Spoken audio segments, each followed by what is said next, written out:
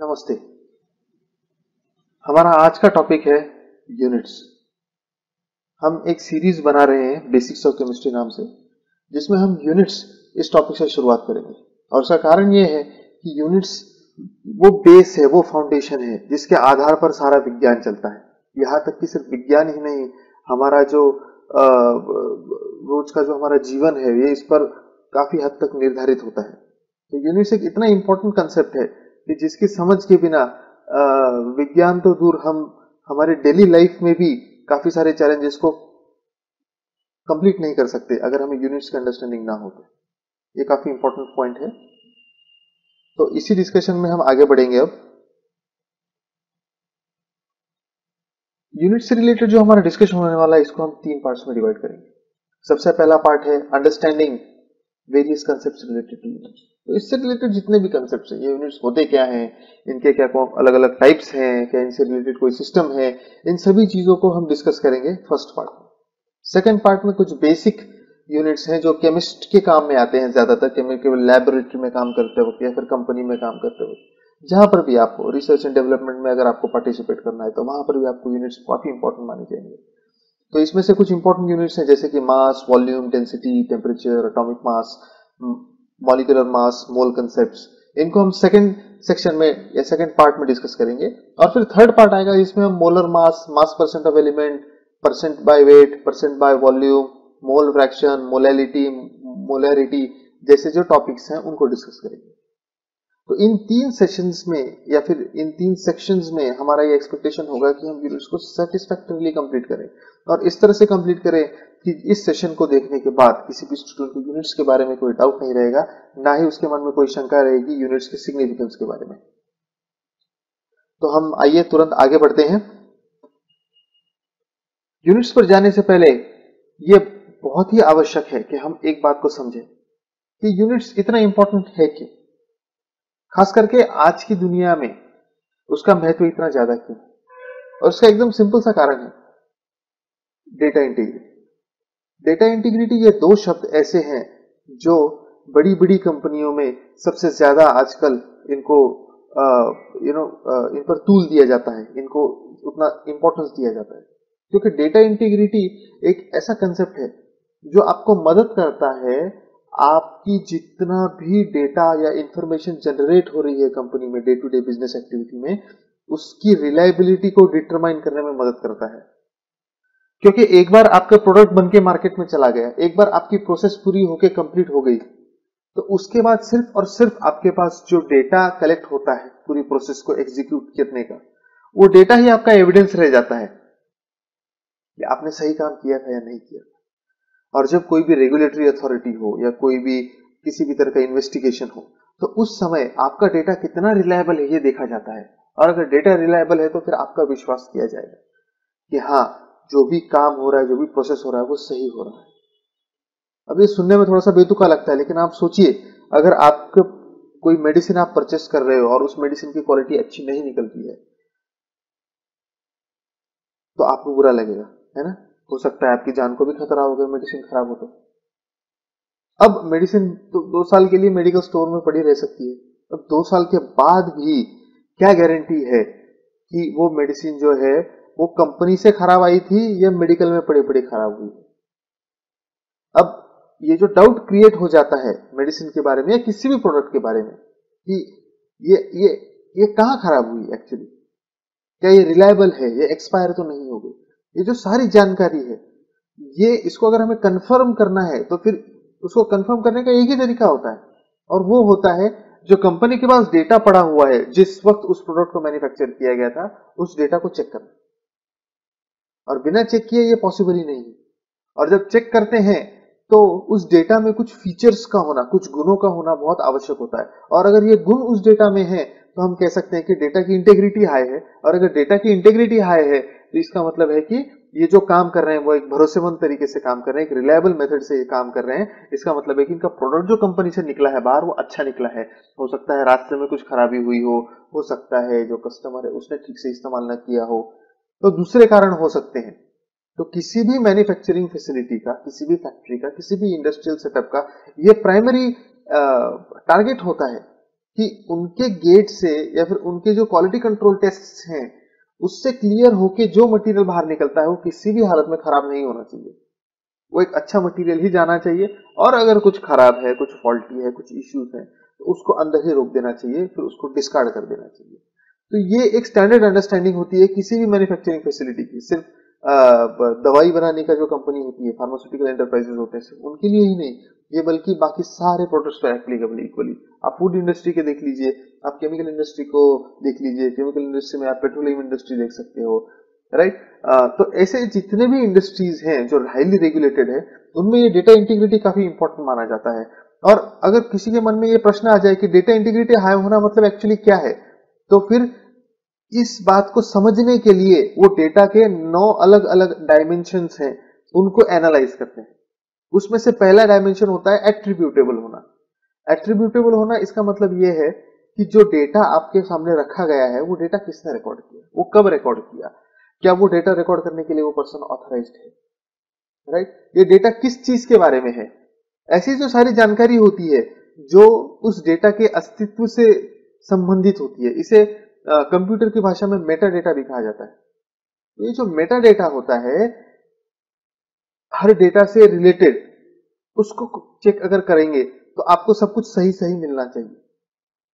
और अगर मिलता है तो आप कहोगे कि हमारा डेटा जो है वो एट्रीब्यूटेबल है, यानी कि ये कहां से आया, हम ये पूरी तरह से एक्सप्लेन कर सकते हैं। ये कब, ये किसने लिखा है, कब जनरेट हुआ ये डेटा, क्या ये डेटा सही है या गलत है, इस बारे में डेफिनेटिव एक तरह का कंक्लूजन लिया जा सकता है। और अगर ये सच है तो फिर ऐसे डेटा को हम एट्रीब्यूटेबल डेटा कहते हैं। साथ ही साथ डेटा लेजिबल भी होना चाहिए। लेजिबल होना चाहिए मतलब जो भी लिखा है वो इंफॉर्मेशन साफ साफ समझ में आए। अगर हैंडराइटिंग है तो वो हैंडराइटिंग अच्छी होनी चाहिए, क्लियर होनी चाहिए। अगर डिजिटल डेटा है तो डिजिटल डेटा ह्यूमन बीइंग कोई पढ़ सके इस फॉर्म में होना चाहिए। और अगर वो एनक्रिप्टेड है तो एनक्रिप्शन को डी एनक्रिप्ट करने के लिए, एनक्रिप्टेड डेटा को डी एनक्रिप्ट करने के लिए फिर प्रॉपर जो भी सॉफ्टवेयर है उनकी अवेलेबिलिटी होनी चाहिए। यानी कि डेटा को पढ़ने लायक बनाने के लिए जो भी क्षमता की आवश्यकता है वो सब क्षमता उसमें होनी चाहिए। तो हम कहेंगे डेटा लेजिबल है। डेटा कंटेम्पोरेनियस भी होना चाहिए। कंटेम्पोरेनियस होना चाहिए इसका मतलब है कि जिस समय वो एक्टिविटी हो रही थी, जिस समय डेटा जनरेट हो रहा था, उसी समय उसको रिकॉर्ड किया जाए। समझ लीजिए अगर किसी फैक्ट्री में एक नियम है, बड़ा सा रिएक्टर चल रहा है, जो शिफ्ट सुपरवाइजर है उसकी रिस्पॉन्सिबिलिटी की है कि हर 3 घंटे में जाकर एक बार उसने टेम्परेचर देखना है कि रिएक्टर के अंदर जो टेम्परेचर है वो कितना है। तो एस्टेब्लिश्ड फ्रीक्वेंसी कितना हो गया, 3 घंटा, यानी कि हर 3 घंटे में एक बार देखना है ना। लेकिन उसको अच्छा नहीं लगता ऐसा करना, वो क्या करेगा, उसकी जो 8 घंटे की शिफ्ट है, 8 घंटे की शिफ्ट के आखिर में जाएगा और फिर पहले घंटे की, तीसरे घंटे की, 6th आवर जो है उसकी 3 रीडिंग एक साथ लिख देगा। हो सकता है उसने काम किया है, सही किया है, लेकिन फिर भी ये प्रैक्टिस गलत मानी जाती है, क्योंकि जब डेटा जनरेट हो रहा है उसी समय उसको लिखना होता है। आप सब सारी इंफॉर्मेशन कलेक्ट करके फिर एक साथ ये काम नहीं कर सकते, इससे उसका क्या सीरियलाइजेशन डिस्टर्ब हो जाता है। और अगर डेटा का सीरियलाइजेशन डिस्टर्ब होता है तो फिर उसमें और दूसरे उसके कुछ पैरामीटर्स होते हैं, जैसे कि उसकी कंसिस्टेंसी कॉम्प्रोमाइज हो जाएगी। अगला फीचर जो किसी भी डेटा का होना चाहिए वो है ओरिजिनल। डेटा का ओरिजिनल होना भी आवश्यक होता है। जो भी इंफॉर्मेशन आप कैरी कर रहे हो वो ओरिजिनल होनी चाहिए। अगर मार्कशीट है जैसे आपकी, फॉर एग्जांपल आप अगर कॉलेज में एडमिशन के लिए अपनी मार्कशीट सबमिट कर रहे हो, 10th स्टैंडर्ड की या 12th स्टैंडर्ड की मार्कशीट आप सबमिट कर रहे हो, तो अगर आपने सारे मार्क्स एक सादे पेपर पे लिख दिए, आपने सही मार्क्स लिखे हैं, कोई प्रॉब्लम नहीं है, आपने कोई गलत मार्क नहीं लिखे उसके अंदर, जो आपके ओरिजिनल मार्कशीट पर है वही मार्क्स आपने उस पर लिख दिए, और फिर वही डॉक्यूमेंट हाथ से लिखा हुआ आप आपका जो नया कॉलेज है उसमें सबमिट करते हो और कहते हो कि यही मेरी मार्कशीट है, तो आपकी बात कोई मानेगा? डेफिनेटली नहीं मानेगा, क्योंकि डेटा का ओरिजिनल होना भी आवश्यक होता है। आपकी रिलायबिलिटी पर क्वेश्चन उठाया जा सकता है, लेकिन वो एजेंसी जिन्होंने ओरिजिनल मार्कशीट आपको इश्यू किया है उनकी रिलायबिलिटी पर भरोसा, उनकी रिलायबिलिटी पे किसी भी तरह का सवाल नहीं उठाया जा सकता। इसलिए आप जब सबमिट करते हो तो क्रॉस चेक के लिए आप ओरिजिनल मार्कशीट दिखाते हो, और फिर ओरिजिनल मार्कशीट के अगेंस्ट फिर आपके जेरोक्स को, आपका जो फोटोकॉपी होता है, फोटोकॉपी को वो क्रॉस चेक करते हैं कि ये दोनों सेम है। जब दोनों सेम होते हैं फिर उस पर काउंटर साइन करते हैं, ये दिखाने के लिए ये डॉक्यूमेंट को चेक किया गया है अगेंस्ट ओरिजिनल डॉक्यूमेंट, तो आपका डेटा ओरिजिनल हो जाता है। एक तरह से उसको वैलिडेट कर देते हैं उस डॉक्यूमेंट को। तो हर डेटा इस तरह से वैलिडेटेड होना चाहिए। रैंडम ऐसा अनएट्रीब्यूटेड कोई भी डेटा नहीं चलता। डेटा एक्यूरेट भी होना चाहिए, ये तो एकदम बेसिक बात है ना। डेटा अगर एक्यूरेट नहीं है तो गार्बेज इन गार्बेज आउट वाली बात हो जाएगी। अगर कोई खराब मटेरियल है, आपका इनपुट जो है वही खराब है, तो आउटपुट भी खराब ही निकलेगा। तो इसलिए अगर डेटा आपका सही है तो उसके बेसिस पे लिए गए डिसीजंस भी सही होंगे। अगर डेटा आपका गलत है तो उसके बेसिस पे आप कितनी भी कोशिश कर लीजिए, आपका डिसीजन भी गलत ही होगा। इसलिए डेटा का एक्यूरेट होना बहुत इंपॉर्टेंट है। डेटा कंप्लीट भी होना चाहिए। आधी अधूरी इंफॉर्मेशन पे आप कैसे करोगे काम। डेटा कंसिस्टेंट होना चाहिए। अब डेटा की कंसिस्टेंसी ये एक काफी कंट्रोवर्शियल टॉपिक है। कंसिस्टेंसी आप कैसे डिफाइन करेंगे, राइट? तो जो सारी इंफॉर्मेशन है, जैसा कि हमने फर्स्ट पॉइंट पे बात की थी मेटा डेटा के बारे में, तो मेटा डेटा सभी डेटा पॉइंट्स के बारे में एक तरह से यूनिफॉर्म इंफॉर्मेशन प्रोवाइड करे, तो हम कहेंगे कि कंसिस्टेंसी है। ये एक पैरामीटर हो गया। दूसरा पैरामीटर क्या है? डेटा को रिकॉर्ड करने वाले लोग भी है ना। समझ लीजिए अगर आदमी आ रहा है कंपनी में 10 बजे सुबह, वो अंदर चला गया प्लांट में। अब सुबह इस आदमी के आने से पहले उसके कलीग ने सुबह 9 बजे यानी कि 1 घंटा पहले कोई काम करके रखा था, लेकिन उसमें ये काम किसने किया है? डन बाय वाला सिग्नेचर करना रह गया है। अब ये आदमी आया 10 बजे और 10 बजे इसने साइन कर दिया कि चलो मैंने कर दिया ये काम। तो क्या ये प्रैक्टिस सही है? ये प्रैक्टिस को सही नहीं माना जाता, क्योंकि जब उसका जो पूरा डेली एक्टिविटी को देखा जाएगा तो ये इनकंसिस्टेंसी दिखेगी कि यह आदमी 10 बजे कंपनी में आया है और फिर भी 9 बजे जो एक्टिविटी हुई है उसमें इसमें डन बाय का सिग्नेचर किया हुआ है। तो इनकंसिस्टेंसी आ जाती है, जिससे आपके डेटा की इंटेग्रिटी पर डाउट क्रिएट होने लगता है, जो बिल्कुल भी अच्छी बात नहीं है किसी भी कंपनी के लिए, किसी भी इंडस्ट्री के लिए। तो इस कंसिस्टेंसी को भी मेंटेन करना आवश्यक है। फिर एंड्यूरिंग, आपका डेटा जो है वो ऐसे फॉर्म में आपने रिकॉर्ड करना है कि वो टिकाऊ हो। वो ऐसा नहीं है कि आज डेटा है कल है नहीं है उसके बारे में ही किसी को पता नहीं कि कहां पर है, अगर है भी तो, है ना। पहले कुछ सीडीज होते थे, हम सीडी में रिकॉर्ड कर लेते थे गाने वगैरह, कोई गारंटी नहीं होती थी अगली बार सीडी चलाएंगे तो चलेगी कि नहीं चलेगी। चलेगी तो अच्छी बात है, नहीं चलेगी तो फिर सीडी खराब हो जाती थी, फिर हम नई सीडी बनवाते थे। तो वो एक तरह से एंड्यूरिंग नहीं था वो इंफॉर्मेशन, और ये कंपनी में बिल्कुल नहीं चलता। कंपनी में आप जो डेटा रिकॉर्ड कर रहे हो वो एकदम अच्छे से रिकॉर्ड करना है और टिकाऊ तरीके से रिकॉर्ड करना है। अभी फॉर एग्जांपल काफी सारे जो प्रिंट आउट्स निकलते हैं, आपने देखा होगा अलग अलग मॉल्स में आप शॉपिंग करते हो, आप बस में जाते हो, आपको एक टिकट प्रिंट करके देता है कंडक्टर। मॉल में जो आप बिल प्रिंट करके आपको मिलता है, ये बिल्स कुछ दिनों के बाद उड़ जाती है, इनकी इंक जो है ना इवापोरेट हो जाती है। उसका कारण ये है कि जो पेपर वो यूज करते हैं ना वो थर्मल प्रिंटिंग वाला पेपर होता है, उसमें इंक नहीं होती है। पेपर के ऊपर एक केमिकल कोट होता है और आपका प्रिंटर एक पर्टिकुलर एरिया को हीट करता है और हीट की वजह से वो पर्टिकुलर जो स्पॉट है वो ब्लैक हो जाता है और कुछ समय बाद वो वापस से जैसे जैसे वो टेम्परेचर उसका रेगुलेट हो जाता है तो वो इवापोरेट भी हो जाता है। तो ऐसा डेटा का हमारे सिस्टम में क्या काम, क्योंकि 3-4 दिन बाद तो वो जो रिपोर्ट प्रिंट हुआ है वो तो उड़ जाएगा। फिर उसको फोटोकॉपी किया जाता है या फिर उसका डिजिटल बैकअप मेंटेन किया जाता है ताकि जब चाहे तब हम नया प्रिंट ले सके। तो इस तरह से डेटा आपका एंड्यूरिंग होना चाहिए और साथ ही साथ आपका डेटा अवेलेबल भी होना चाहिए। डेटा आपके पास सब है, आपने अच्छे से स्टोर भी कर दिया, आपने फायर प्रूफ बिल्डिंग में रख दिया जहां पर उसको आग भी नहीं लगेगी, अच्छे से सब कुछ एनवायरनमेंट मेंटेन कर रहे हैं, पर्टिकुलर एम्प्लॉइज को रखा गया है जो आर्काइव्स हैंडल करेंगे सारे डेटास को, सारे बैच मैन्युफैक्चरिंग रिपोर्ट्स को, सारे केमिकल एनालिसिस रिपोर्ट्स को, प्रोडक्शन रिपोर्ट्स को हैंडल करेंगे और अच्छे से मेंटेन करके रखेंगे, तो सब कुछ अच्छा है।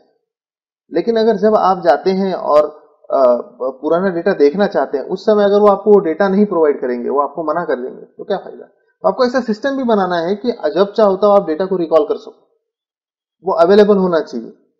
ये काफी इंपॉर्टेंट पॉइंट है। तो जब ये सारे पैरामीटर्स किसी डेटा में होते हैं तो उसे हाई डेटा इंटीग्रिटी कहा जाता है। हाई डेटा इंटीग्रिटी का मतलब है कि ये काफी रिलायबल काम हो रहा है, और रिलायबल काम का मतलब ये होता है कि वो कंपनी पर भरोसा किया जा सकता है, उस प्रोडक्ट पर भरोसा किया जा सकता है। तो आपका ब्रांड वैल्यू बढ़ता है, आपका गुडविल बढ़ता है। ये काफी इंपॉर्टेंट पॉइंट्स हैं, क्योंकि मैं आपको बताना चाहूंगा कि दुनिया की जितनी भी लीडिंग कंपनीज हैं उनके टोटल एसेट के जो वैल्यू है, एसेट यानी उनकी बिल्डिंग्स होंगी, उनकी मैन्युफैक्चरिंग फैसिलिटी होगी, उनका काफी सारा प्रोडक्ट बनकर मार्केट में पड़ा हुआ होगा, वो सारा जो मटेरियल है उसकी वैल्यू से ज्यादा तो उनका जो नाम होता है ना, ब्रांड वैल्यू जो होती है ना उनकी, गुडविल, ब्रांड से रिलेटेड, उसकी वैल्यू वो ज्यादा कंसिडर करते हैं। तो इससे हम समझ सकते हैं कि आपकी जो रेप्यूटेशन है वो कितनी इंपॉर्टेंट होती है। और ये सारा झमेला जो है, इसका एक इंपॉर्टेंट पॉइंट होता है आपकी यूनिट्स। क्योंकि आप देख लीजिए, आप यूनिट्स को हटा दीजिए, इसमें से एक भी पैरामीटर आप फुलफिल नहीं कर पाएंगे। 9 के 9 पैरामीटर पे आपका डेटा फेल हो जाएगा अगर यूनिट्स नहीं है तो। इसीलिए यूनिट्स पर एकदम सिंसियरली ध्यान देकर काम करना बहुत आवश्यक होता है। इससे जुड़ा हुआ एक एग्जांपल मैं आपको बताना चाहूंगा। अमेरिका ने जब मंगल ग्रह पर उनका ऑर्बिटर भेजा था सबसे पहली बार, तो उस प्रोजेक्ट में मल्टीपल टीम्स काम कर रहे थे। उसमें से 2 टीम्स थे जिसमें से एक टीम ने यूनिट को ठीक से कन्वर्ट किया था, दूसरे ने नहीं किया था। और इसकी वजह से जो एरर जनरेट हुआ, उस एरर की वजह से उनका ऑर्बिटर क्रैश हो गया, उनका मिशन फेल हो गया, जिसका कुल लागत थी $125 मिलियन। तो इतना बड़ा नुकसान हुआ, दुनिया भर में जग हंसाई हुई, वो और बात। तो बेसिक आइडिया जो मैं आपको बताना चाहता हूं वो ये है कि यूनिट्स एक ऐसा टॉपिक है जिसको फॉर ग्रांटेड लेते हैं कई सारे लोग, जो आपने नहीं लेना चाहिए। क्योंकि मेजॉरिटी आप कैलकुलेशंस में भी एरर्स देखोगे, वो यूनिट कन्वर्ट करना कोई भूल जाते हैं, उस वजह से आंसर कुछ और ही मिलता है। तो इस बात को समझना कि कहां पर हमने किस तरह का यूनिट यूज करना है और उसको ठीक तरह से कन्वर्ट करना, ताकि हमें सही आंसर मिल सके, ये उतना ही जरूरी है। वरना आप एकेडमिक लाइफ में, प्रोफेशनल लाइफ में या आपके पर्सनल लाइफ में भी सक्सेसफुल नहीं हो पाएंगे यूनिट्स के अंडरस्टैंडिंग के बिना। इतना ही इंपॉर्टेंट है। तो ये बात मुझे कहनी थी with respect to significance of units. तो यहां से आगे अब हमारा जो पहला पार्ट है, जिसमें हम एक्चुअली यूनिट्स पर बात करेंगे, उसकी तरफ हम बढ़ते हैं।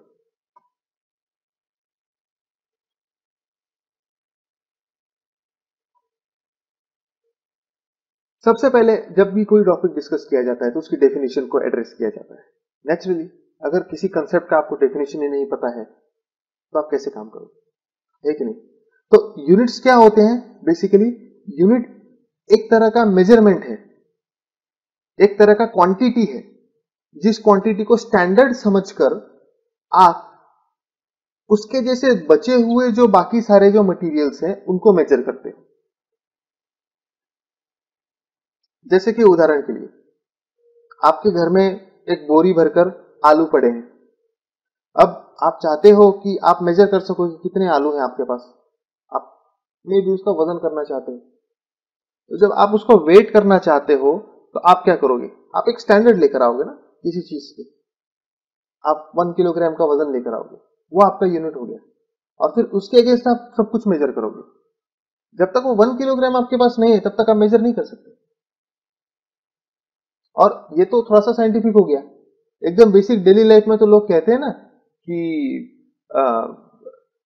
पुराने जमाने में कोई बड़े सा ये होता था, इक्विपमेंट होता था, और लोग कहते थे कि इसका वजन 5 हाथियों जितना है, राइट? तो उसका मतलब क्या हो गया? उन्होंने हाथी को एज ए यूनिट यूज किया। वो कह रहे हैं कि इस वस्तु का वजन इतना है कि इसमें 5 हाथी अगर आप मिला दो तो शायद इसकी वजन की बराबरी हो सके। आप फॉरेन कंट्रीज में ले लीजिए, वो एग्जांपल्स ऐसे ही देते हैं। अगर आपको वो जो दुबई में जो काफी बड़ी इमारत बनी है, जो बिल्डिंग है, दुनिया की सबसे बड़ी बिल्डिंग उसको कहा जाता है, उस बिल्डिंग की ऊंचाई अगर मेजर करनी है तो क्या करेंगे? फिर एफिल टावर में करेंगे वो, या फिर जो स्टैच्यू ऑफ लिबर्टी है उसमें करेंगे। वो कहेंगे कि 50 स्टैच्यू ऑफ लिबर्टी बैठ जाएंगे, इतनी ऊंची बिल्डिंग है। 10 एफिल टावर बैठ जाएंगे, इतनी ऊंची बिल्डिंग है। तो ये क्या है? ये इन वस्तुओं को एज ए यूनिट यूज कर रहे हैं। और ये जो यूनिट है, आप आपके हिसाब से मन चाहे कुछ भी बना सकते हो, कोई आपको रोक नहीं सकता। और यही कारण है कि जितने भी यूनिट्स होते हैं वो सारे के सारे आर्बिट्ररी होते हैं, क्योंकि एक वो फाउंडेशन है जिसके आधार पे बाकी का हमारा जो केमिस्ट्री से रिलेटेड जितना जो इंफॉर्मेशन है, और जितने जो कंसेप्ट्स हैं, थियरीज है, वो बिल्डअप होंगे। इसके आधार पर कहीं ना कहीं से तो आपको शुरुआत करनी होगी। तो ये यूनिट्स वो आपकी फाउंडेशन होते हैं। ये वो बेस है जिसके आधार पर, ये वो फंडामेंटल है जिसके आधार पर आप बाकी पूरा साइंस को डेवलप करते हो। और यूनिट्स पूरी तरह से आर्बिट्ररी होते हैं। कुछ लोग इकट्ठा हो गए, उन्होंने डिसाइड कर लिया कि ये 1 किलोग्राम है, हमको अगर किसी चीज का वजन चेक करना, मास चेक करना है तो हम किलोग्राम यूनिट का इस्तेमाल करेंगे। अगर हमें किसी चीज की लंबाई अगर नापनी है तो हम मीटर एक यूनिट इस्तेमाल करेंगे, मीटर जो है उसको यूज करेंगे। अगर हमें समय को मापना है तो हम सेकंड का इस्तेमाल करेंगे, करंट को मापना है तो एम्पियर को इस्तेमाल करेंगे। तो इस तरह से एक अंडरस्टैंडिंग सबके बीच में है जिस तरह से हम सब लोगों ने डिसाइड कर लिया कि एक रंग है उसको हम हरा कहेंगे, दूसरा रंग है उसको हम ग्रीन कहेंगे, तीसरा रंग है उसको हम काला कहेंगे, सफेद कहेंगे, लाल कहेंगे। तो ये जितने भी रंग ये सब लोगों ने आपस में डिसाइड कर लिया कि हम इस रंग को ये कहेंगे, और इसलिए ये सिस्टम काम करता है क्योंकि ये अग्रीमेंट है। उसी तरह से यूनिट भी एक तरह की अग्रीमेंट है सभी लोगों के बीच में, और जब तक ये अग्रीमेंट है तब तक उस यूनिट को मतलब है। अगर कोई व्यक्ति अपना अलग से कोई सिस्टम बनाना शुरू कर दे तो फिर आप काम नहीं कर पाएंगे। और पुराने जमाने में ऐसा होता था। एक है पुराने सिस्टम जो है वो थोड़े अलग है, ऐसा सिस्टम है अभी लेटेस्ट जो चल रहा है वो थोड़ा अलग है। तो इंटरनेशनल सिस्टम ऑफ यूनिट्स यानी कि एसआई सिस्टम जो है वो modern form of metric system है। तो एक तरह का मेट्रिक सिस्टम है जो नए जमाने के लोग यूज कर रहे हैं, और इसी के आधार पर आजकल पूरी दुनिया चल रही है। लेकिन ऐसे 3 देश हैं जिन्होंने ये अभी तक एक्सेप्ट नहीं किया है, और सरप्राइजिंगली ये 3 देश जो है ना, बर्मा है, लाइबेरिया है और यूनाइटेड स्टेट्स ऑफ अमेरिका है।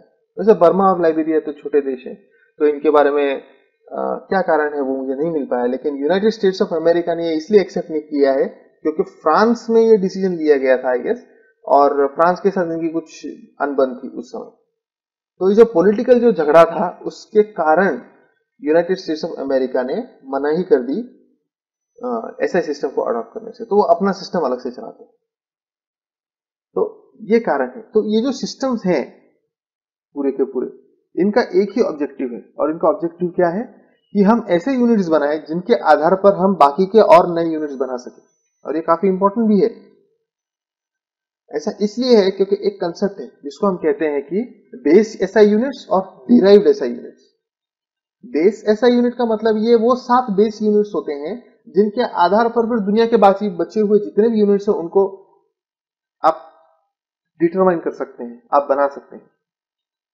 और वो कैसे होगा ये हम अभी देखेंगे। अब इस डायग्राम को अगर आप ध्यान देंगे, इस डायग्राम की तरफ, यहां पर आप देख सकते हैं कि कुल मिलाकर 7 अलग अलग यूनिट्स हैं इसमें। तो पहला है मीटर, दूसरा है किलोग्राम, तीसरा है सेकंड, चौथा है एम्पियर, केल्विन, कैंडेला एंड मोल। ये बेस यूनिट्स है। मतलब ये अजम्पशन पर बेस्ड है पूरी तरह से। कुछ लोग इकट्ठा हुए जो एक्सपर्ट्स थे, अपने अपनी फील्ड के जो सारे एक्सपर्ट्स थे वो इकट्ठा हुए, और ये इकट्ठा कैसे हुए? संस्थाओं के रूप में इकट्ठे हुए। और ये 2 संस्थाएं हैं, उनका नाम है आईयूपीएसी और आईयूपीएपी। आईयूपीएसी यानी international union of pure and applied chemistry, IUPAP यानी international union of pure and applied physics. ये दोनों ही एजेंसीज जब साथ में आए और जब इनके जो भी सबसे एक्सपर्ट लोग थे, लीडर्स थे इनके, राइट, इन सब ने ये डिसाइड किया कि हम 7 यूनिट्स बनाएंगे और फिर इनके आधार पर बाकी के सारे यूनिट्स बनाते जाएंगे। तो ये आर्बिट्ररी है, और इनके आधार पर जो बनाए गए यूनिट्स हैं वो भी आर्बिट्ररी, क्योंकि इसमें फिक्स्ड कुछ नहीं है। 1 सेकंड इसलिए है क्योंकि कुछ लोगों ने डिसाइड कर लिया कि ये 1 सेकंड है। 1 किलोग्राम इसलिए 1 किलोग्राम है क्योंकि कुछ लोग आए और उन्होंने डिसाइड कर लिया कि 1 किलोग्राम इतना होगा। 1 मीटर इसलिए 1 मीटर है क्योंकि कुछ लोग इकट्ठा हो गए और उन्होंने कहा कि इतनी लंबाई यानी कि 1 मीटर होगी। ये एक अग्रीमेंट है, जैसा कि मैंने पहले भी बताया। तो ये 7 बेस यूनिट्स हैं। ये किस काम आते हैं वो जरा हम देख लेते हैं स्लाइड में। तो मीटर जो है आपका लेंथ का ऐसा यूनिट है जिसका सिंबल है m। किलोग्राम आपका मास का यूनिट है जिसका सिंबल है किलोग्राम। सेकंड आपका टाइम को मेजर करने का यूनिट है जिसका सिंबल है सेकंड। एम्पियर आपका इलेक्ट्रिक करंट को मेजर करने का यूनिट है जिसका सिंबल है कैपिटल ए। केल्विन जो है वो आपके थर्मोडायनेमिक टेम्परेचर को मेजर करने के काम आता है और उसका सिंबल है कैपिटल के। कैंडेला वो यूनिट है जो आप इस्तेमाल कर सकते हो उस समय जब आपको किसी भी लाइट सोर्स का इंटेंसिटी अगर मेजर करना है कि कितना रोशन है कोई पर्टिकुलर बल्ब, या फिर आपके पास अगर कोई एरिया है तो वो एरिया कितना रोशन है, अगर ये आपको डिटरमाइन करना है तो आप कैंडेला यूज करोगे। और मोल काम में आता है कि किसी भी पदार्थ का कितना प्रमाण है, कहां पर कितना क्वांटिटी है, ये डिटरमाइन करने के लिए आप मोल को यूज कर सकते हो, जो आपका लास्ट बेस एसआई यूनिट है। अब एक बात याद रखिएगा, इन 7 के अलावा बाकी जितने भी एसआई यूनिट्स हैं सबको इन्हीं के किसी पर्टिकुलर कॉम्बिनेशन का इस्तेमाल करके बनाया गया है। और वो कैसे बनाया गया है ये हम अगले स्लाइड पर देखते हैं। अगर आप सब लोग जानते हैं स्पीड मतलब क्या होता है, डिस्टेंस अपॉन टाइम, ये बेसिक फॉर्मूला है ना। इसका मतलब है कि आपने कितना अंतर कवर किया, कितना डिस्टेंस ट्रेवल किया, कितने समय में, इस रेशो को हम कहते हैं स्पीड। तो इसका यूनिट क्या हो गया, फिर डिस्टेंस का यूनिट हम जानते हैं, बेस यूनिट क्या है, मीटर, और कितने समय में, उसका बेस यूनिट हम जानते हैं क्या है, सेकेंड। तो मीटर पर सेकेंड आपका ऑटोमेटिकली स्पीड का यूनिट बन गया। तो देखिए ये एक डिराइव्ड यूनिट है स्पीड यूनिट, और इसको कैसे डिराइव किया गया है, जो बेस एसआई यूनिट्स है उनके आधार पर डिराइव किया गया है। फिर आगे एक्सेलरेशन की बात ले लेते हैं। डिनोमिनेटर में जो सेकंड है उसके साथ एक और सेकंड जोड़ दीजिए आप, मीटर पर सेकंड स्क्वायर, तो आपका अलग एक और डिराइव यूनिट बन गया जो एक्सेलरेशन है। अब न्यूमरेटर में एक्सेलरेशन को आप मल्टीप्लाई कर दीजिए किलोग्राम से, तो बन गया आपका फोर्स, अगेन एक नया डिराइव यूनिट। और इसी ट्रेंड को अगर हम कंटिन्यू करेंगे और वापस न्यूमरेटर को मीटर से मल्टीप्लाई करेंगे तो आपको मिल जाएगा वर्क, अगेन डिराइव्ड ऐसे। तो इस तरह से आप बेस यूनिट्स का इस्तेमाल करके अलग अलग कॉम्बिनेशंस ऐसे लॉजिकली डिसाइड करते हैं, ये फॉर्मूलाज थियरीज के आधार पर, और नए नए यूनिट्स बनाए जा सकते हैं। अब देखेंगे हम यूनिट सिस्टम्स को। ये यूनिट सिस्टम्स क्या होते हैं, क्योंकि ये तो हम समझ गए कि ऐसा यूनिट्स है, लेकिन ये इतना सिंपल मैटर भी नहीं है। कुछ आपको अगर माइनिंग करनी है, लेट अस अज्यूम आपको क्या करना है, माइनिंग, आपको एक लोहे की खदान है या कोयले की खदान है, कोई किसी भी तरह की माइन हो, आपको वहां से आयरन ओर निकालना है। तो आयरन ओर को जब आप निकाल रहे हो तो उसकी क्वांटिटी को आप मेजर करोगे, या उस क्वांटिटी को आप मिलीग्राम में मेजर करोगे जो काफी छोटा यूनिट है, या फिर उसको मेजर करने के लिए आप किलोग्राम यूज करोगे, या फिर टन्स। तो देखिए बात मैं जो बताना चाहता हूं वो ये है कि जो एक्टिविटी आप कर रहे हो उसके आधार पर आपको डिसाइड करना होगा कि कौन से लेवल पर हम यूनिट मेजरमेंट करेंगे। और यही डिसाइड करने की जो जरूरत है, इस वजह से 2 या 3 अलग अलग सिस्टम ऐसे बने हैं जो काफी पॉपुलरली यूज होते हैं दुनिया भर में। इसमें से सबसे पहला सिस्टम है एमकेएस सिस्टम, जिसको मीटर किलोग्राम सेकंड सिस्टम कहा जाता है। मीटर किलोग्राम सेकंड सिस्टम एक ऐसा सिस्टम है जिसके अंदर आप इन 3 यूनिट्स का इस्तेमाल करके नए नए जो भी यूनिट्स है उनको एक्सप्रेस करोगे। ओके, तो जैसा कि हमने पिछले वाले स्लाइड पर देखा था, जो डिराइव्ड ऐसा यूनिट है वो सारा का सारा एमकेएस सिस्टम में था। तो जब अगर आप डिस्टेंस के लिए मीटर यूज करोगे तो आप एमकेएस सिस्टम में हो, लेकिन आपको साथ में फिर मास के लिए किलोग्राम और टाइम के लिए सेकंड यूज करना होगा। इसी के जैसा एक दूसरा ऐसा ही सिस्टम है यूनिट का, जिसे सीजीएस सिस्टम कहा जाता है। और सीजीएस सिस्टम सेम है लेकिन थोड़ा सा नीचे के लेवल पर है, यानी कि मीटर से जो छोटा वाला जो यूनिट है सेंटीमीटर, वो यूज किया जाएगा, किलोग्राम की जगह ग्राम यूज किया जाएगा, और सेकंड की जगह सेकंड ही होगा। और एक और तीसरा सिस्टम भी है जिसको कहते हैं एफपीएस सिस्टम, जो एक नॉन एसआई सिस्टम है, फुट पाउंड सेकंड सिस्टम। तो इसमें आप फुट का इस्तेमाल कर सकते हो, पाउंड का इस्तेमाल कर सकते हो, और सेकंड का इस्तेमाल कर सकते हो लेंथ, मास और टाइम को मेजर करने के लिए। ये कैसे काम करता है मैं अभी दिखाऊंगा। सबसे पहले तो इस स्लाइड पर आप एमकेएस सिस्टम जो है, ये हमने पहले भी डिस्कस किया है, इसको जरा ठीक से देख लीजिए। फिर हम आगे बढ़ते हैं सीजीएस। सीजीएस सिस्टम कुछ ऐसा है, देखिए सेंटीमीटर ग्राम सेकंड सिस्टम है। इसका मतलब है कि यहाँ पर सेंटीमीटर पर सेकंड हो जाएगा, सेंटीमीटर पर सेकंड स्क्वायर फॉर एक्सेलरेशन, और फिर फोर्स के लिए ग्राम सेंटीमीटर पर सेकंड स्क्वायर आ गया, क्योंकि एमकेएस सीजीएस सिस्टम में जो मास के लिए जो यूनिट यूज किया जाता है वो है ग्राम, तो ग्राम सेंटीमीटर पर सेकंड स्क्वायर आ गया। नेक्स्ट है जूल, यानी कि नेक्स्ट यूनिट जो है जूल, जो वर्क के लिए यूज किया जाता है। और जूल किस तरह से डिराइव होता है, ग्राम सेंटीमीटर स्क्वायर पर सेकंड स्क्वायर। यानी कि आप देख रहे हैं कि यहाँ पे पूरी तरह से जो सीजीएस यूनिट्स है, एसआई यूनिट्स, उनका इस्तेमाल किया जा रहा है। सिमिलर सिचुएशन आपको एफपीएस में भी दिखाई देगी, फुट पर सेकंड स्क्वायर, पाउंड फुट पर second square, pound foot square plus pound foot square पर सेकंड स्क्वायर। तो इस तरह से स्पीड, एक्सेलरेशन, फोर्स और वर्क के लिए अपने अपने यूनिट्स बनाए जा सकते हैं, इन तीनों में से किसी भी सिस्टम को फॉलो करके। और ये यहां तक लिमिटेड नहीं है, इसको काफी एक्सटेंड किया जा सकता है, और हाई लेवल के जो एडवांस्ड यूनिट्स होते हैं, जो इससे भी ज्यादा कॉम्प्लिकेटेड होते हैं, उनको डिराइव करने के लिए।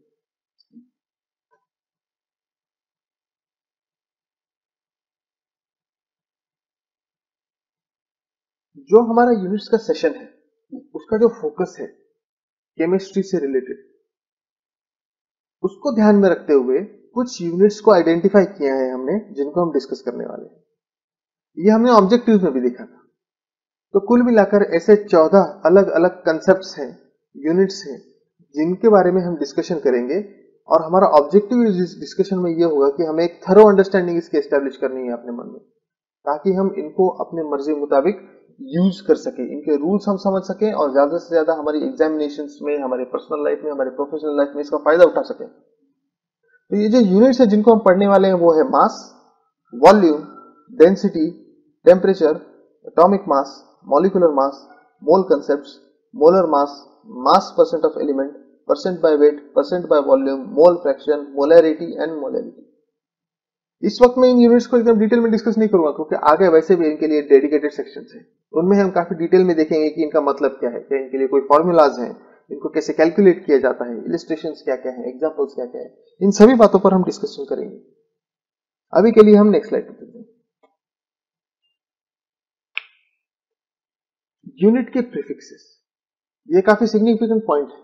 इसका कारण यह है कि जैसा हमने पहले भी डिस्कशन किया कि एक यूनिट सभी जगह पर इस्तेमाल नहीं किया जा सकता। आपकी ओवरऑल एप्लीकेशन कैसा है उसके आधार पर आपको यूनिट में भी कुछ बदलाव करने पड़ते हैं। जैसा कि किलोग्राम है ना, आपके पास मिलीग्राम भी है, ग्राम भी है, किलोग्राम भी है। क्या आवश्यकता थी 3 अलग अलग यूनिट्स बनाने की? अगर किलोग्राम है तो सभी वस्तुओं को हम किलोग्राम में ही एक्सप्रेस कर देते, कोई मुश्किल काम तो है नहीं ना। लेकिन इससे क्या होता है कि अननेसेसरी कॉम्प्लिकेशंस क्रिएट होते हैं, और इन कॉम्प्लिकेशंस से बचने के लिए एक प्रीफिक्स स्केल बनाया गया है ऐसा यूनिट्स के लिए। आपको याद होगा हमने देखा था कि ये मॉडर्न मेट्रिक सिस्टम का पार्ट है, तो उसका जो एक्सटेंशन है वो यहां पर आपको देखने के लिए मिलेगा। तो जितने भी यूनिट्स हैं, खास करके ऐसा यूनिट्स, उन सभी के लिए कुछ प्रीफिक्सेस डिजाइन किए गए हैं, और इन प्रीफिक्सेस के साथ एक असाइंड मल्टीप्लिकेशन फैक्टर है। ये मल्टीप्लिकेशन फैक्टर आपको एक प्रीफिक्स यूनिट से लेकर दूसरे प्रीफिक्स यूनिट तक कन्वर्जन में मदद करता है। ये कैसे काम करता है मैं आपको बताऊंगा, लेकिन आगे बढ़ने से पहले उस बात को डिस्कस करने से पहले हम ये प्रीफिक्सेस कौन कौन से हैं उस पर ध्यान देते हैं। तो पहला है, हम सेंटर से शुरू करेंगे, क्योंकि ये नंबर लाइन जैसा है। जैसे जिस तरह से नंबर लाइन के सेंटर में 0 होता है, अगर आप राइट हैंड साइड में जाएंगे तो आपको +1 मिलेगा, लेफ्ट साइड चले जाएंगे तो -1 मिलेगा, और फिर जैसे जैसे आप आगे बढ़ते जाएंगे आपको सिमिलर करस्पॉन्डिंग वैल्यूज मिलेगी और उनका साइन उल्टा होगा बस। तो इसी तरह से ये भी कुछ नंबर स्केल की तरह है। तो सेंटर में जो है आपका यूनिट है, यूनिट मतलब सिर्फ वन, सिंगल। ये वो क्वांटिटी है जो आप डिसाइड करते हो कि आपका यूनिट बनेगा। अब ये कुछ भी हो सकता है, ये मीटर हो सकता है, ये ग्राम हो सकता है, ये सेकंड हो सकता है, ये हो सकता है कैंडेला, ये हो सकता है मोल, ये कोई भी यूनिट हो सकता है। यहां तक कि ऐसा कोई आवश्यकता नहीं है कि जो बेस ऐसा यूनिट से वही हो। आप चाहे तो आपका भी खुद से एक अलग से नया यूनिट बना सकते हैं आपके मन मुताबिक, लेकिन दूसरा कोई एक्सेप्ट नहीं करेगा वैसे, वो सिर्फ आपके पर्सनल यूज के लिए आप बना सकते हो, कोई प्रॉब्लम नहीं। तो ये एक ऐसा सिस्टम है जो सिस्टम आपको एक सिस्टमेटिक मेथड देता है, एक सिस्टमेटिक अप्रोच दिखाता है एक यूनिट को दूसरे यूनिट में कन्वर्ट करने के लिए प्रीफिक्स के साथ। हाँ, मतलब किलोग्राम को आप लीटर में कन्वर्ट नहीं कर सकते, लेकिन आप किलोग्राम को ग्राम में कन्वर्ट कर सकते हैं। तो यूनिट आपका सेम रहेगा, प्रीफिक्स को आपको कन्वर्ट करना है ऊपर नीचे। तो उसके लिए ये स्केल काफी इस्तेमाल होती है, यूनिट प्रीफिक्स। और ये जो स्केल है इसमें जो मल्टीप्लिकेशन फैक्टर है, इनका इस्तेमाल किया जाता है ये डिटरमाइन करने के लिए कि हम इसमें मल्टीप्लिकेशन फैक्टर कौन सा यूज करेंगे। अब जैसे कि यहां पर नीचे बॉटम में 2 रूल्स दिए हैं, इनको आप जरा पढ़िए। पहला रूल है, when converting from a lower prefix to higher prefix multiply with 10 raised to minus n sorry। और दूसरा है, when converting from higher prefix to lower prefix multiply with 10 raised to plus n। तो ये जो n है ना, ये n यहां पर जो आपको मल्टीप्लिकेशन साइंटिफिक नोटेशन में ये जो फैक्टर्स दिख रहे हैं ये है, इनमें से आप किसी भी वैल्यू को ले सकते हो जरूरत के अनुसार। तो जब आप कन्वर्ट करते हैं, जब आप हायर लेवल से, देखिए ये स्केल कांस्टेंट रहेगी, हायर प्रीफिक्स से लेकर लोअर प्रीफिक्स को आप अगर कन्वर्ट करने जाओगे तो आपको 10 रेज़ टू प्लस n से मल्टीप्लाई करना होगा। यानी कि देखिए, जैसे फॉर एग्जांपल अगर आपको किलो को कन्वर्ट करना है डेका में, या फिर किलो को कन्वर्ट करना है डेसी में फॉर एग्जांपल, तो आपको 10 रेज़ टू प्लस n से इसको मल्टीप्लाई करना होगा। अब 10 रेज़ टू प्लस n आप कैसे डिसाइड करोगे? इसका सिंपल सा आंसर है, आप जा रहे हो कहां से, किलो से जा रहे हो डेसी पर, बराबर। तो देखिए यहां पर टोटल है 3 किलो के सामने। अब ये 3 कहां तक है, 1 तक है, और ये आगे -1। ओके, सो आपका जो टोटल ओवरऑल जो कन्वर्जन होगा वो कन्वर्जन होगा ये एक और है ना, एडिशनल है ये 1, राइट। तो आपका जो टोटल कन्वर्जन होगा वो क्या होगा, किलो से अगर आपको डेसी में जाना है तो जो भी वैल्यू है आपकी 1 इंटू 10⁻⁴, क्योंकि ये +3 है और ये एक सिंगल वैल्यू भी है 1, तो इन दोनों को आप ऐड कर देंगे और 10⁴ से अगर आप मल्टीप्लाई करते हो किसी भी किलो वैल्यू को, तो आपको डेसी में उस यूनिट का क्वांटिटी मिल जाएगा। इसके एग्जांपल्स भी हैं काफी सारे, जैसे अभी फॉर एग्जांपल हम यहीं पे डिस्कस कर लेते हैं। आपका एक यूनिट है ग्राम, अगर आपको यहाँ पर आपका यूनिट ग्राम में यहाँ पर आ जाएगा, यूनिट क्वांटिटी में ग्राम आ जाएगा, तो फिर उसको आप कैसे करोगे मेजर। यहाँ पर ऊपर डेकाग्राम होगा, hectogram, kilogram, megagram, gigagram, teragram, petagram, exagram. उसी तरह से अगर आप नीचे जाते हो तो आपको मिलेगा decigram, centigram, milligram, microgram, nanogram, picogram, femtogram, attogram. तो ये जो वैल्यूज है इनका आपस में एक प्री डिटरमाइंड रिलेशनशिप है और वो रिलेशनशिप ये मल्टीप्लीकेशन फैक्टर डिक्टेट करता है। आपको जब मेगा ग्राम को किलोग्राम में कन्वर्ट करना होगा तो आपको ये दोनों जो फैक्टर्स है ना इनके अंदर का डिफरेंस देखना होगा। कितना है डिफरेंस, 10⁻³ डिफरेंस है। तो आपको मेगा से अगर किलो में कन्वर्जन करना है, समझ लीजिए 10 मेगाग्राम को आपको कन्वर्ट करना है किलोग्राम में, तो 10 मल्टीप्लाइड बाय 10⁻³ किलोग्राम हो जाएगा। 10 megagram is equal to 10 multiplied by 10⁻³ kilogram. इसी तरह से 1 किलोग्राम को आपको 1 ग्राम में कन्वर्ट करना है तो क्या करना होगा आपको, अगेन सेम 1 इंटू 10⁻³ ग्राम। तो ये इतना सिंपल है, इसमें कॉम्प्लिकेटेड कोई बात नहीं है, डरने की कोई आवश्यकता नहीं है। इस तरह से आप इस चार्ट को भी अगर आप फॉलो करें तो ये समझना काफी आसान हो जाता है। इसके और इलिस्ट्रेशंस आगे हैं वैसे पहले कुछ देख लेते हैं एग्जांपल जो हमने अभी थोड़ी देर पहले भी देखे, नैनोमीटर, माइक्रोमीटर, मिलीमीटर, सेंटीमीटर। तो इन प्रीफिक्सेस को इस तरह से किसी भी एक पर्टिकुलर यूनिट के आगे जोड़ दिया जाता है और फिर उसके आधार पर हम अलग अलग लेवल पर मेजरमेंट कर सकते हैं किसी भी क्वांटिटी का। ये फैसिलिटेशन के लिए है लोगों के, ताकि वो जब बहुत बड़ी क्वांटिटी के साथ डील कर रहे हो तब भी वो सही तरीके से मेजर कर सके, और जब एकदम छोटी सी क्वांटिटी वाला जो मटेरियल है उसको मेजर कर रहे हैं तो तब भी उनके पास एक रिलायबल मेथड होना चाहिए मेजर करने का। अगर हम सोने को इसमें मेजर करने जाएंगे किलोग्राम में तो मुश्किल हो जाएगी ना, शायद ही किसी के घर में किलोग्राम 1-1, 2-2 किलो सोना होता है। हम सोने को अगर वजन करते हैं तो हम ग्राम में करते हैं, मेरे पास 5 ग्राम हो गया, 10 ग्राम हो गया, 25-30 ग्राम हो गया। तो इस बात को भी आपको ध्यान में रखना है कि अलग अलग पर्पस के लिए अलग अलग प्रीफिक्सेस का इस्तेमाल किया जाता है। ये सिंपली फैसिलिटेशन के लिए है। अगर कोई एकदम ऐसा कोई व्यक्ति है जिसने डिसाइड ही कर लिया है कि मैं एक ही यूनिट यूज करूंगा तो वो कर सकते हैं, किसी भी वैल्यू को आप किलोग्राम में एक्सप्रेस कर सकते हैं अगर मास का वैल्यू है तो। किसी भी टाइम को आप सेकंड में कर सकते हैं, आपको जरूरी नहीं कि साल लिखना है, आप बस मल्टीप्लाई करते जाइए कन्वर्जन फैक्टर के साथ, आपको मिल जाएगा एक साल में कितने सेकंड है, फिर उसको मल्टीप्लाई कर दीजिए और जितने साल आपको टाइम ड्यूरेशन चाहिए और फिर जो नंबर मिलेगा उतने सेकंड आप लिख दीजिएगा। लेकिन ये इम्प्रैक्टिकल लगता है और इससे बचने के लिए ये अलग अलग तरह के प्रीफिक्सेस और उनके लेवल्स बनाए गए हैं। तो अब हम इक्विवेलेंस देखते हैं कि जैसा कि मैंने आपको बताया था, जब आप एक यूनिट से दूसरी यूनिट प्रीफिक्स के मामले में अगर कन्वर्ट कर रहे हो, यूनिट सेम रहता है, कंफ्यूज मत होइएगा, यूनिट सेम रहता है। यूनिट का प्रीफिक्स एक प्रीफिक्स से दूसरे प्रीफिक्स में जब आप कन्वर्जन करते हो तो वो किस तरह से होता है, उसके लिए कुछ एग्जांपल्स तैयार किए हैं। यहाँ पर इस स्क्रीन पर अगर आप ध्यान देंगे तो आपको काफी सारे वैल्यूज मिलेंगे लिखे हुए काफी सारे वैल्यूज दिखाई देंगे, जिसमें से पहला वैल्यू है 1 मीटर, फिर है 10 डेसीमीटर, फिर है 10⁻² सेंटीमीटर, फिर है 10⁻³ मिलीमीटर। इसी तरह से काफी सारे वैल्यूज है।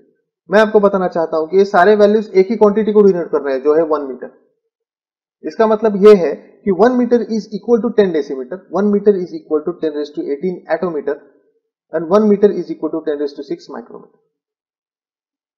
सिंपल है, ये कन्वर्जेंस के थ्रू पॉसिबल हो पाया है। तो पढ़ने में ये सारी चीजें अलग अलग है लेकिन ये एक ही क्वांटिटी को एक्सप्रेस कर रही है। और यहाँ पर ये स्केल इसलिए रखा है ताकि आपको अच्छे से समझ में आ जाए कि मूवमेंट कैसे हो रहा है। अभी ये देखिए, माइक्रोमीटर, फेम्टोमीटर, एटोमीटर, ये सारे के सारे उससे नीचे हैं। और रूल क्या था आपको याद होगा, जब आप हायर प्रीफिक्स से लोअर प्रीफिक्स की तरफ अगर किसी भी क्वांटिटी को, किसी भी प्रीफिक्स को कन्वर्ट करते हो तो 10⁻+n से आपको उसको मल्टीप्लाई करना होता है। ओके, तो यहां पर देख लीजिए 1 मीटर है, फिर 10 डेसीमीटर, डेसीमीटर नीचे है ना, उसका कन्वर्जन फैक्टर अगर आप उस टेबल पर वापस पीछे जाएंगे तो आपको मिलेगा डेसीमीटर का जो फैक्टर है ना 10⁻⁻1। तो 10⁻⁻1 है, वो माइनस जो साइन है ना वो सिर्फ ये डिनोट करता है कि ये उसके नीचे है, राइट। तो जो माइनस वाला जो वैल्यू है वो डिनोट करता है कि आप जो आपने डिसाइड किया वो यूनिट है उसके नीचे आप जा रहे हैं। सिमिलरली डेसीमीटर जो है आपके नीचे नीचे की तरफ मूव हो रहा है और ये सिंगल स्टेप पर है, यानी कि ये 10th फैक्टर है, इसलिए ये 10 टाइम्स है। फिर 100 फैक्टर आएगा तो सेंटीमीटर हो जाएगा, फिर 1000 फैक्टर आएगा तो मिलीमीटर हो जाएगा। और ये सारी वैल्यूज इसलिए जैसा कि मैंने बताया एक ही लेंथ को डिनोट कर रही है। और क्योंकि ये सारे एग्जांपल्स उसके नीचे के हैं, यानी कि 1 मीटर से छोटे वाले प्रीफिक्सेस हैं ये सारे के सारे, इस वजह से यहाँ पर सभी जगह पे 10⁻+ n से मल्टीप्लाई किया गया है। अब यहाँ पे 1 मल्टीप्लाइड बाय वो इसलिए नहीं लिखा है क्योंकि वो रिडंडेंट हो जाएगा। तो 1 metre is equal to 10⁻6 micrometre, 1 metre is equal to 10⁻9 nanometre. अब यही बात अगर हम ऊपर वालों में लीजिए, 1 मीटर को आप एक्सपांड कर रहे हैं ऊपर की तरफ, यानी कि आप लोअर प्रीफिक्स से हायर प्रीफिक्स की तरफ कन्वर्जन कर रहे हो, तो हमारा रूल क्या कहता है 10⁻⁻n से मल्टीप्लाई करो, राइट। तो कन्वर्जन देख लीजिए यहाँ पे 1 metre is equal to 10⁻⁻1 decametre, 1 metre is equal to 10⁻2 decametre. यहाँ पर आप स्केल पर देख सकते हैं, और ये जितना दूर जा रहा है नंबर भी उतना बढ़ रहा है। तो डेका यानी के 10 मीटर, 10 मीटर्स, ओके। हेक्टोमीटर यानी 100 मीटर्स, किलोमीटर्स यानी आप जानते हैं कि 1000 मीटर्स। तो जैसे जैसे मीटर को आप कन्वर्ट करने की कोशिश कर रहे हो तो 10⁻⁻ वाली वैल्यू से आपको मल्टीप्लाई करना पड़ रहा है। तो आपका जो मूवमेंट है डायरेक्शन का वो डिसाइड करेगा साइन क्या है, हमेशा याद रखना। लेकिन जो नंबर है ये नंबर ऐड होता है जो मूवमेंट हो रही है उसके अनुसार। जैसा कि डेसी में आपको -1 मिलेगा स्केल पर और किलो में आपको +3 मिलेगा। तो जब आप किलो से डेसीमीटर पे कन्वर्जन करते हो, यानी हायर से लोअर की तरफ जा रहे हो, तो 10⁻4 से मल्टीप्लाई करना होगा। और अगर डेसी से किलो की तरफ जा रहे हो तो 10⁻⁻4 से मल्टीप्लाई करना होगा। तो साइन आपका फिक्स हो जाएगा। आपकी डायरेक्शन जो है मूवमेंट की, ट्रांस कन्वर्जन की जो आपकी डायरेक्शन है उसके बेसिस पे आपकी साइन स्पेसिफाई हो जाएगी। और आपको बस बची हुई जो वैल्यूज है, जो मल्टीप्लीकेशन फैक्टर जो है 10 के साथ, उसको बस ऐड करना है, एकदम सिंपल। अब ये मीटर के मामले में हो गया। सेम सिचुएशन आप देख सकते हैं यहाँ पर इस स्लाइड पर ग्राम के लिए दी हुई है। अब जो मीटर में हमने डिस्कशन किया वो सेम डिस्कशन यहाँ पर उसी तरह से एप्लीकेबल है। ये सारे यूनिट्स हैं जो 1 ग्राम से छोटे हैं, इसलिए 10⁻+ n से इनको मल्टीप्लाई किया गया है। और नेक्स्ट स्लाइड पर आपको ग्राम से बड़े वाले जो यूनिट्स हैं वो मिलेंगे, इनको 10⁻⁻n से मल्टीप्लाई किया गया है। सिमिलरली वॉल्यूम भी हमने कैलकुलेट किया है। तो इसमें आप देख सकते हो कि 1 लीटर है, 1 लीटर के बाद फिर उसको हमने कन्वर्ट किया है ना। और अगर हम उससे छोटे वाले यूनिट्स की तरफ बढ़ रहे हैं तो अगेन 10⁻+n, और अगर बड़े वाले यूनिट्स की तरफ बढ़ेंगे तो जैसा कि इस स्लाइड पर दिखा है 10⁻⁻n के साथ उसको मल्टीप्लाई करेंगे।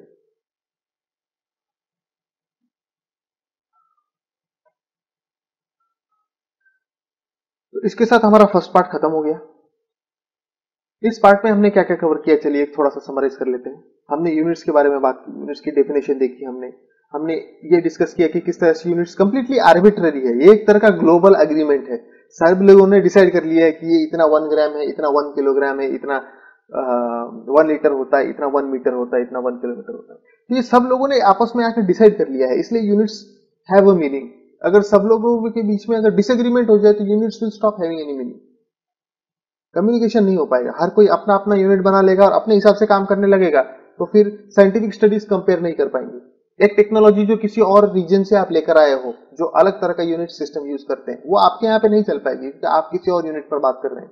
तो ये जो यूनिफॉर्मिटी है, ये जो स्टैंडर्डाइजेशन है, जो हमें एफिशिएंट बनाता है, इफेक्टिव बनाता है, वो पूरी तरह से गायब हो जाएगा। और इसकी वजह से हमारा जो इंडस्ट्रियल स्ट्रक्चर है, यहाँ तक कि हमारे पर्सनल लाइफ भी पूरी तरह से डिस्ट्रॉय हो जाएगी। इतना सिग्निफिकेंट है ये यूनिट्स।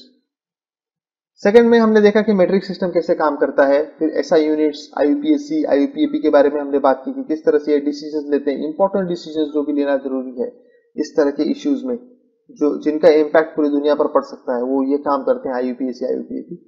और फिर हमने यूनिट प्रीफिक्सेस के बारे में बात की, और यूनिट प्रीफिक्सेस को कैसे एक दूसरे के बीच में कन्वर्ट किया जाता है, higher to lower, lower to higher, उस बारे में भी हमने बात की। उनके जो साइंस हैं वो किस तरह से कन्वर्ज होते हैं, इस बारे में भी बात की। तो इसके साथ ही हमारा जो पहला सेशन है वो खत्म होता है।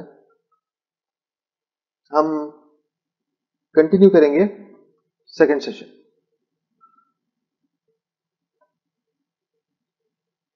सेकेंड सेशन जो है वो पर्टिकुलरली यूनिट्स के साथ डील करता है। ये वो यूनिट्स हैं जो किसी भी केमिकल एनालिस्ट को, किसी भी केमिस्ट को काफी काम में आते हैं, काफी रेगुलर बेसिस पर इनका उसे एप्लीकेशन करना होता है।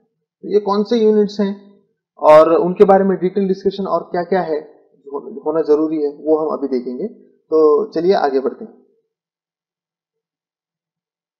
यह आपका पहला यूनिट, मास। मास को कई लोग कंफ्यूज कर लेते हैं वेट के साथ। वेट और मास के दो अलग अलग फिनोमिनन है, मैं स्टार्टिंग में आपको बता देना चाहता हूं। तो पहले देखते हैं मास का डेफिनेशन क्या है, ताकि हम अगले स्लाइड पर जब वेट को कंपेयर करेंगे तो हम जान पाएंगे कि इन दोनों के बीच का डिफरेंस क्या है। तो इसलिए हमें मास समझ में आना होगा। Mass is the amount of matter present in a substance. Amount of matter, matter यानी पदार्थ है ना, ये किसी तरह का वस्तु है, इसका कितना क्वांटिटी है किसी भी सब्सटेंस में, ये होता है आपका मास। ये पॉइंट आपको और ज्यादा क्लियर होगा जब हम वेट की डेफिनेशन देखेंगे, क्योंकि वेट के बारे में भी तो आप यही कहोगे ना कि वेट में भी तो हम वही करते हैं भाई, कितना वजन है देखते हैं। तो ये पर्टिकुलर वो पर्टिकुलर जो डेफिनेशन है वेट की, वो यहां पर एप्लीकेबल नहीं होती। वेट की डेफिनेशन अलग है मास से। तो मास किसी भी पदार्थ का कितना क्वांटिटी है उसको दर्शाता है, उसके वजन को नहीं, आप समझिए क्वांटिटी को दर्शाता है। मास का ऐसा यूनिट है किलोग्राम। आप किलोग्राम को यूज करते हो as a unit of mass, और इसके आधार पर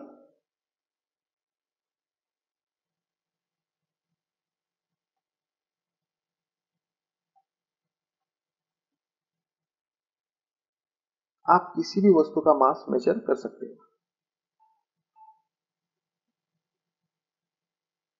दूसरे कुछ यूनिट्स भी हैं जिनमें माइक्रोग्राम है, मिलीग्राम है, ग्राम है, डेकाग्राम है, हेक्टोग्राम है। इनको अगर आप ऑब्जर्व करेंगे तो आपके ध्यान में आएगा कि ये सारे के सारे जो है प्रीफिक्सेस वाली जो स्केल हमने पढ़ी थी उसके हिसाब से बने हुए हैं।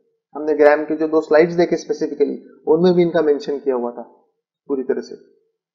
अब ये पॉइंट तो क्लियर हो गया कि मास क्या है, उसका यूनिट क्या है, लेकिन ये जो किलोग्राम है, ये किलोग्राम आया कहां से, ये प्रश्न कई लोगों को सताएगा हमेशा। ये आता कहां से? तो इसका जवाब एकदम सिंपल है। ये जो आईयूपीएससी और आईयूपीपी वाले जो लोग हैं, उन्होंने आपस में आकर डिसाइड कर लिया, इस किसके साथ मिलकर, international bureau of weight and measures. ये ब्यूरो है, ये एक तरह की अगेन तीसरी एजेंसी है जो वेट्स को मॉनिटर करने में मदद करती है। तो उन्होंने क्या किया, उन्होंने एक ब्लॉक बनाया, सिलेंड्रिकल ब्लॉक, जो यहां पर आपको फोटो में दिखाई दे रहा है, जो 90% प्लेटिनम और 10% इरिडियम से बना हुआ है। ओके, और इस ब्लॉक को उन्होंने कहा कि दिस इज द किलोग्राम। इसको आईपीके कहते हैं, यानी कि इंटरनेशनल प्रोटोटाइप किलोग्राम। तो दिस इज द किलोग्राम, यानी कि पूरी दुनिया ने माना है कि ये जो सिलेंड्रिकल ऑब्जेक्ट है, जो 90% प्लेटिनम और 10% इरिडियम है, यही 1 किलो है। और इसके आधार पर फिर यहां से शुरुआत होती है और बाकी के जितने भी बचे हुए वेट्स हैं उन सबको कैलिब्रेट किया जाता है। तो दुनिया के जितने भी वेइंग बैलेंसेस हैं या फिर जो स्टैंडर्ड्स हैं, है ना, वेइंग ब्लॉक होता है ना, वो सबका जो मेजरमेंट है वो इसके साथ लिंक्ड है। इस बात को समझिए आप। तो आईपीके इतना इंपॉर्टेंट है क्योंकि आईपीके के आधार पर दुनिया का पूरा वेइंग सिस्टम बेस्ड है, इस वस्तु के आधार पर। क्योंकि सब लोगों ने डिसाइड किया कि हम इसी क्वांटिटी को कहेंगे, कि इसी मास को कहेंगे कि 1 किलोग्राम है, और फिर इसके आधार पर बाकी बाकी बची हुई सभी चीजों का मास को हम मेजर करेंगे। तो यहां से ये शुरुआत हुई है आईपीके से। अब हम वेट की डेफिनेशन देख लेते हैं। Weight is the pull of gravity exerted on a body. तो वेट का बेसिक आइडिया क्या है, ये पुल है। ओके, जो एक किसी भी वस्तु के ऊपर होता है ग्रेविटेशनल फोर्स की वजह से। गुरुत्वाकर्षण हम सबको अट्रैक्ट कर रहा है ना अपनी तरफ नेचुरली। तो ये जो अट्रैक्शन होता है, इस अट्रैक्शन की वजह से आपका प्रेशर पड़ता है जमीन पर, या फिर in the direction of the centre of the earth. Earth का जो सेंटर है उसकी डायरेक्शन में आपका एक प्रेशर क्रिएट होता है, एक फोर्स जनरेट होता है। और ये जो फोर्स जनरेट होता है ड्यू टू ग्रेविटेशनल फोर्स, इसको हम वेट कहते हैं। तो इसका मतलब आप समझिए कि जो मास में हम कह रहे थे कि पदार्थ का क्वांटिटी जगह बदलने से चेंज नहीं होगा, लेकिन अगर आप अलग जगह पे चले जाओगे जहां पर अलग तरह का ग्रेविटेशनल फोर्स है, तो आपका वेट जरूर चेंज हो जाएगा। मास आपका कांस्टेंट रहेगा लेकिन वेट आपका बदल जाएगा। आप सी लेवल पर किसी चीज का वेट देख लीजिए, अलग होगा, माउंट एवरेस्ट पर जाकर बैठ जाइए, वहां पर वेट अलग होगा। स्पेस में जब आप लिटरली चले जाएंगे, जो ग्रेविटेशनल फोर्स की फील्ड के बाहर होता है, वहां पे तो आपका वेट जीरो हो जाता है। लेकिन क्या इसका मतलब आपका जो बॉडी का जो मास है टोटल, आपका जो शरीर में जिस पदार्थ से बना हुआ है, क्या उसका अस्तित्व खत्म हो गया? बिल्कुल नहीं। तो वजन जो है वो बदल जाता है जगह के हिसाब से, लेकिन मास आपका कभी बदलता नहीं।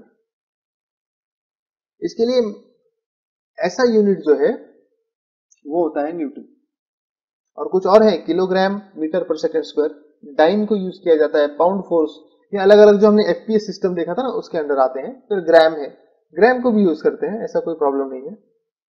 अब ग्राम को यूज क्यों किया जाता है, इसका कारण भी आपको पता होना चाहिए, क्योंकि थोड़ी देर पहले मैंने तो बताया ना कि मास और वेट अलग अलग चीजें हैं, लेकिन फिर भी ग्राम को यूज करते हैं।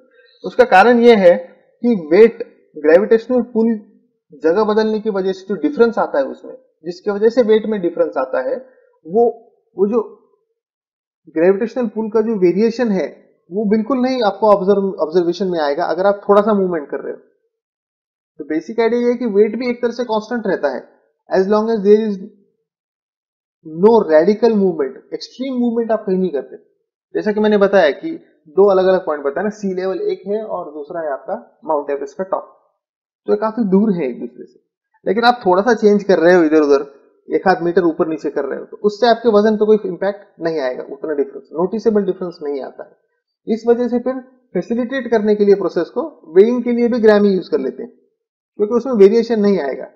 आप ऐसा तो कभी करोगे नहीं ना कि आज हमने एप्पल्स का वजन लिया है अर्थ पर और दूसरे दिन आप चांद पर चले जाओगे, जहां पे आपका वेट अलग रहने वाला है, राइट? ऐसा तो कोई नहीं करेगा, एक ही जगह पे करेंगे। या फिर ऐसी जगह पे अगर जगह बदलती भी है तो ऐसी जगह पे करेंगे जहां पे आपको सेम ग्रेविटेशनल पुल मिलेगा जो कांस्टेंट है पूरे अर्थ सरफेस पे।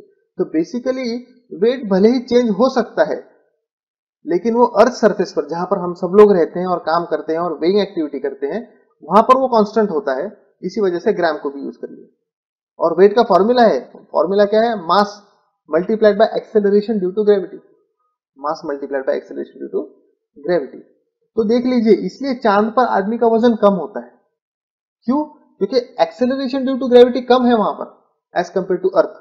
तो मास आपका कांस्टेंट है मल्टीप्लाइड बाय जी। अब जी की वैल्यू तो चेंज हो गई, अर्थ पे ज्यादा थी, चांद पे कम है, इसका मतलब चांद पर वजन कम हो गया, अर्थ पे वजन ज्यादा हो गया।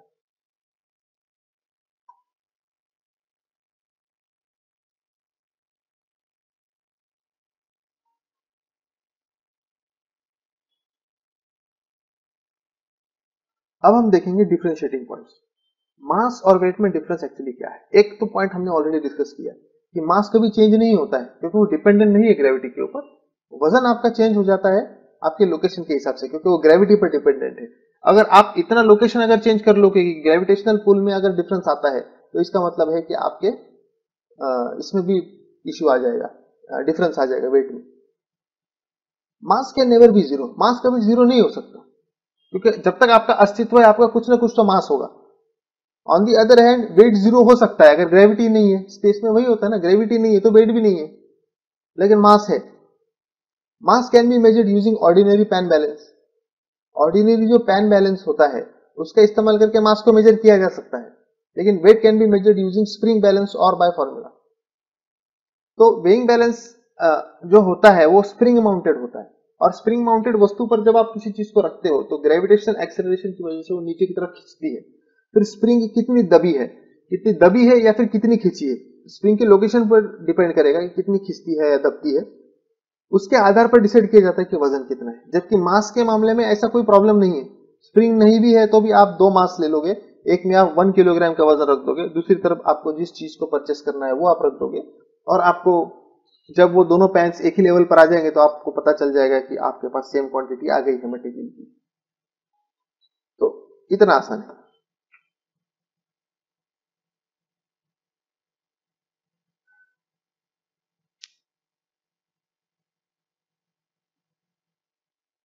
तीसरा यूनिट जो हम डिस्कस करेंगे वो है वॉल्यूम। वॉल्यूम होता क्या है, इसकी डेफिनेशन देखते हैं सबसे पहले। वॉल्यूम है quantity of 3D space occupied by a solid, liquid और गैस।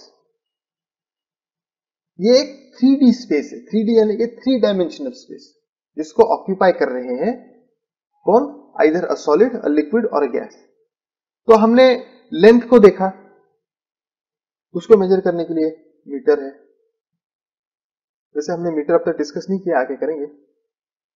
हमने मास को देखा, मास को मेजर करने के लिए आपके पास क्या है, किलोग्राम है। काइंड ऑफ यूनि डायमेंशनल है ना। लेकिन वॉल्यूम एक ऐसा यूनिट है जो 3 डायमेंशनल है। यहां पर आप इस डायग्राम में देख सकते हैं कि लेंथ, ब्रेड्थ और हाइट एक तरह का एनक्लोज्ड स्पेस है, जिसके अंदर जो वस्तु भरी हुई है उसकी क्वांटिटी आप इस एनक्लोज्ड स्पेस के डायमेंशन के आधार पर डिसाइड करते हैं। और वॉल्यूम यूज किया जा सकता है सॉलिड, लिक्विड और गैसेस तीनों को मेजर करने के लिए। इसके यूनिट्स भी है ना, आप लीटर को यूज कर सकते हो, राइट, आप मिलीलीटर यूज कर सकते हो, क्यूबिक सेंटीमीटर यूज कर सकते हो, सेंटीमीटर क्यूब, ये होता है decimetre cube, gallon, barrel etcetera, काफी सारे यूनिट्स है, इन सभी को आप यूज कर सकते हो आपका वॉल्यूम मेजर करने के लिए। ओके, अब जब वॉल्यूम को जब 3 डायमेंशनल स्पेस कहा गया है, तो ये 3 डायमेंशंस हमने पहले ही बात की कि हाइट, लेंथ और ब्रेड्थ है। तो ये तीनों को एक फॉर्मूला के हिसाब से बांध दिया गया है, और वो फॉर्मूला आपको बताता है कि एग्जैक्टली आपके पास कितना वॉल्यूम है। तो फॉर्मूला देख लेते हैं, वॉल्यूम कितना है। वॉल्यूम का फॉर्मूला क्या है, length into breadth into height, where L is equal to length, B is equal to breadth and H is equal to height. तो इन तीनों फैक्टर्स को जब हम मल्टीप्लाई कर लेते हैं किसी पर्टिकुलर एनक्लोज स्पेस के, तो आपको एग्जैक्टली क्या मिल जाता है, वॉल्यूम मिल जाता है। वैसे ये एकदम बेसिक डेफिनेशन है। ऑफ कोर्स ऐसे कई सारे सरफेसेस हैं जिनका आप फिजिकली लेंथ, ब्रेड्थ और हाइट डिटरमाइन नहीं कर सकते।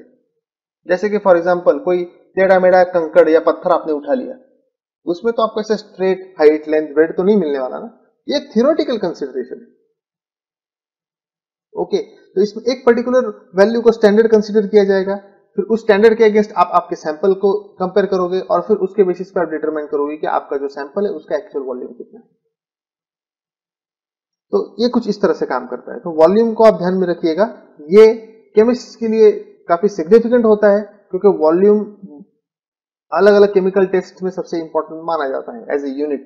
क्योंकि ज्यादातर जो टेस्ट होते हैं, केमिकल एनालिसिस होता है, इवन प्रोसीजर्स होते हैं, उनमें कहीं ना कहीं किसी न किसी स्टेज पर लिक्विड इन्वॉल्व होता है, और लिक्विड की क्वांटिटी अगर आपको ठीक से मेजर करनी है तो आपको ये यूनिट्स को याद रखना होगा।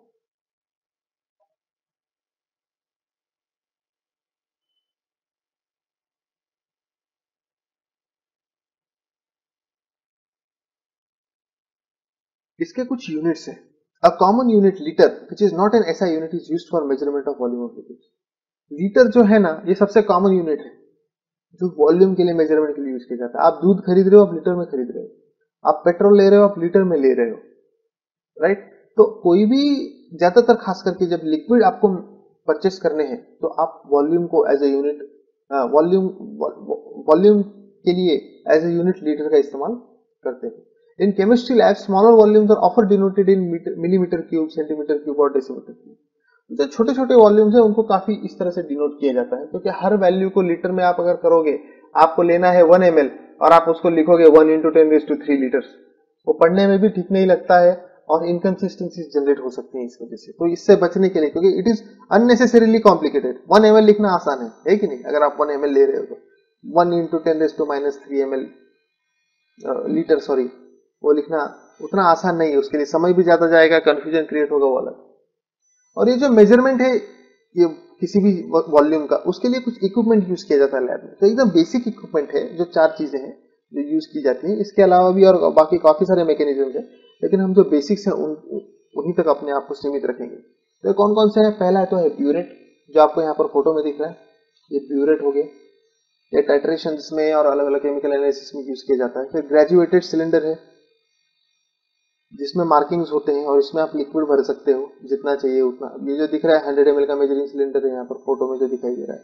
फिर पिपेट है आपकी, पिपेट आपको अलग अलग स्पेसिफिक क्वांटिटी ऑफ लिक्विड को विड्रॉ करने में मदद करती है। जैसे कि ये 10 ml का पिपेट है, तो यहाँ पर एक मार्किंग होता है, डिमार्केशन होता है। डिमार्केशन तक अगर आप लिक्विड भर लोगे विदाउट एयर गैप्स, तो इसका मतलब है कि आपकी पिपेट में 10 ml लिक्विड है। और फिर वॉल्यूमेट्रिक फ्लास्क होता है, जो अलग अलग तरह के सॉल्यूशंस बनाने के काम में आता है, और इसके ऊपर भी सेम मार्केशन डिमार्केशन होता है, ग्रेजुएशन होता है। तो यहाँ तक अगर आप लिक्विड भर दोगे तो आपको पता है कि आपकी जो टोटल क्वांटिटी है वो है 100 ml।